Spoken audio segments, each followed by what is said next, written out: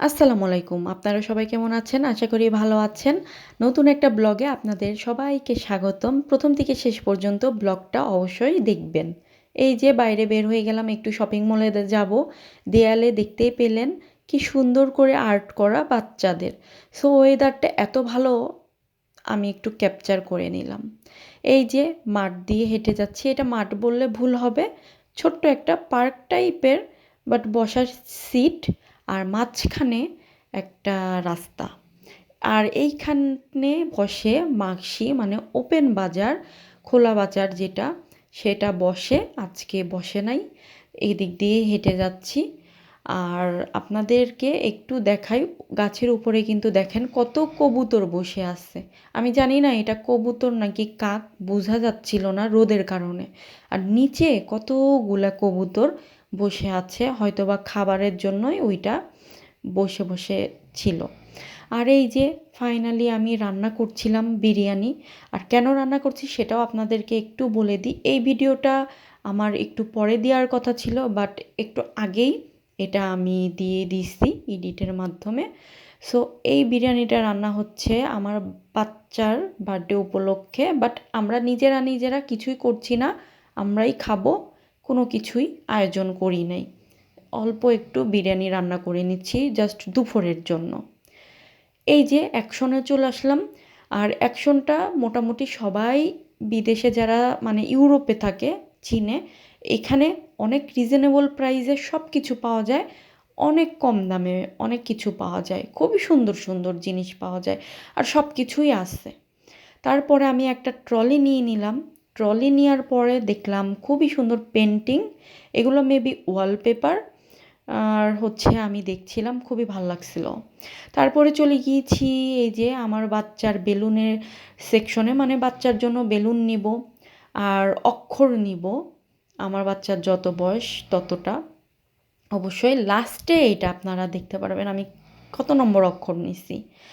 আর এই যে বেলুনও নিয়ে নিলাম। সব কিছুই আস্তে আস্তে নিয়ে নিয়েছি। কয়েকটা খেলনা নিয়ে নিয়েছি আমার বাচ্চার জন্য। কিছু দরকারি কিচেনের জন্য জিনিসপত্র আমি নিয়ে নিয়েছি। তারপরে চলে যাচ্ছি এই যে বাসার পথে। বাসার উদ্দেশ্যে রওনা হয়ে গেলাম। তারপরে চলে যাব একটু কেকের দোকানে, মানে পেস্ট্রি কেক নিব। সো পেস্ট্রি কেকের দোকানে যাচ্ছি বাসার কাছেই। আর এই তো দোকানে চলে যাচ্ছি। আর ওয়েদারটাও আপনাদেরকে দেখাচ্ছি কী যে চমৎকার। আর গাছে পাতা টাতা সব ধরে গেছে, কারণ স্প্রিং চলছে। তারপরে চলে আসলাম এই যে পেস্ট্রি শপের দোকানে। অনেক রকমের কেক আছে আর আপনাদের সাথে শেয়ার করতেছি এখন। বাট ভিডিওটা আরও আগে করা, এডিট করা ছিল না, একটু লেট হয়ে গেল। তারপরে এই যে ফাইনালি কেক আমি নিয়ে নিছি, ওইটা আমি আপনাদেরকে লাস্টে দেখাবো। তার আগে আপনাদেরকে দেখাবো আমি আমার বাচ্চার এর গত বছরের বার্থডের কেকটা। তো চলেন, এই যে দেখেন, এটা কিন্তু গত বছরের বার্থডের কেক। সো এতটুকু আমি ক্যাপচার করে রাখছিলাম। আর এই তো ওয়েদার তো অনেক সুন্দর, অনেক ভালো ছিল। ফাইনালি আমি বাসায় চলে আসছি। তারপরে কি কি কিনছি, একটা বই কিনছি, খাতা কিনছি। তারপরে এই যে এই বক্সটা অনেক ভালো, কারণ কাচের কোনো কিছু রাখলে, ডিপে রাখলে খাবার গন্ধ হয় না। তারপরে এই যে এটা হচ্ছে মাজুনি, সবাই চিনেন, কিচেনের জন্য কিনা হয়েছে, খুবই ইম্পর্টেন্ট ছিল। তারপরে কিনছি বেলুন। কিছু বেলুন বাসায় আছে, অল্প কিছু কিনছি, কারণ বাসায় যা আছে সেগুলাই ব্যবহার করব। আর এই যে কিচেন টাওয়াল কিনছি। কিচেন টাওয়ালটা খুবই ইম্পর্টেন্ট ছিল, কারণ এগুলা কিন্তু লাগে, সাধারণত এগুলা আমরা ব্যবহার করে থাকি, নষ্ট হয়। তারপরে চলে আসলো এই যে গাড়ি। গাড়ি হচ্ছে রিমোট কন্ট্রোল গাড়ি। আর এই রিমোট কন্ট্রোল গাড়িটা আমার বাচ্চা নিতে চাইছে। ভাবলাম ওকে, কোনো সমস্যা নাই, যেহেতু বার্থডে আমি দিয়েই দিই। তারপরে বলের কি জানি ওইটা নিছে, আমি জানি না। ওইটা পরে খুলছি, ওইখানে একটা খেলনা ছিল, কিছুই ছিল না।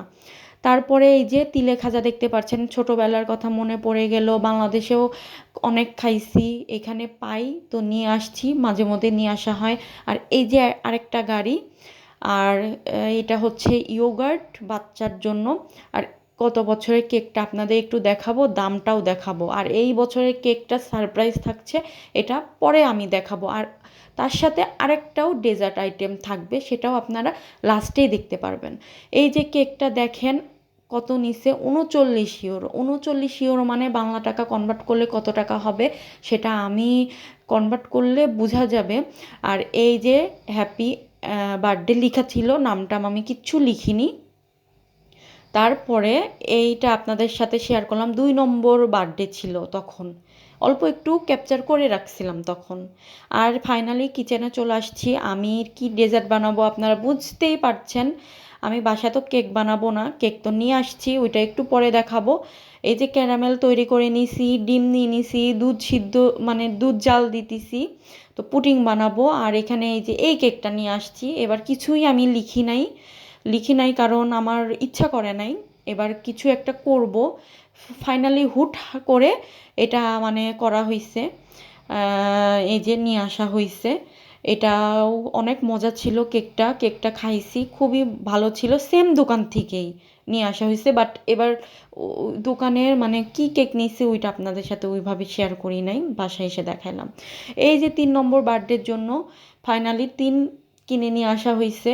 আর এটা কিন্তু বেলুন, এটা মানে বাসায় করা হয়েছে সব কিছু, ডেকোরেশন ছোটোখাটো আমাদের ইচ্ছা মতো আমাদের মন মতো একটু করছি, ওইভাবে না, কোনো প্ল্যানিং ছিল না। আর গত কিছু বেলুন ছিল, মানে আগের কিছু বেলুন, আর তারপরে এখন কিছু বেলুন কিনে সব লাগাই দিছিলাম। আর ফাইনালি পুটিংটা হয়ে গেছে, এই যে দেখেন সুন্দর হয়েছে না, পুটিংটা ভালো হয়েছে, দেখতেও সুন্দর হয়েছে, খেতেও মজা ছিল। আমার কাছে অনেক ভালো লাগছে। আপনাদের কাছে কেমন লাগলো আমার এই পুটিংটা অবশ্যই জানাবেন। আমি রেসিপি দিতে পারি নাই, বাট সব সময় করি, এই জন্য হুটহাট করে তাড়াতাড়ি করে ফেলছি, কারণ সময় খুব কম ছিল, আর করে ফেলছি। আর কেমন হয়েছে অবশ্যই জানাবেন। আজকের ব্লগটা কেমন লাগলো আপনাদের, যদি ভালো লেগে থাকে আমাকে সাপোর্ট করবেন, শেয়ার করবেন আমার ব্লগটা, লাইক কমেন্ট করে সাথে থাকবেন। যারা এখনও চ্যানেলটা সাবস্ক্রাইব করিনি সাবস্ক্রাইব করে দিবেন। আর অবশ্যই কমেন্টস করে জানাতে ভুলবেন না। আজকে এই পর্যন্তই ছিল, সবাই ভালো থাকবেন, সুস্থ থাকবেন। আল্লাহ হাফেজ। অন্য কোনো ব্লগে আপনাদের সাথে আবারও দেখা হবে। ফাইনালি